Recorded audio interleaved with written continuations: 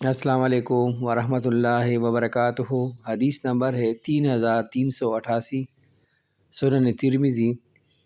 عثمان بن عفان رضی اللہ عنہ کہتے ہیں کہ رسول اللہ صلی اللہ علیہ وآلہ وسلم نے فرمایا، ایسا کوئی شخص نہیں ہے جو ہر روز صبح و شام کو بسم اللہ الذی لا یضر مع اسمہ شیء فی الارض ولا فی السماء وهو السمیع العلیم، اس کا ترجمہ ہے، میں اس اللہ کے نام کے ذریعہ سے پناہ مانگتا ہوں جس کے نام کی برکت سے زمین و آسمان کی کوئی چیز نقصان نہیں پہنچا سکتی، اور وہ سننے والا جاننے والا ہے۔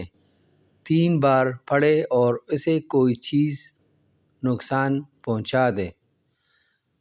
ابان کو ایک جانب فالج کا اثر تھا۔ حدیث سن کر حدیث سننے والا شخص ان کی طرف دیکھنے لگا۔ امان نے ان سے کہا، میاں کیا دیکھ رہے ہو؟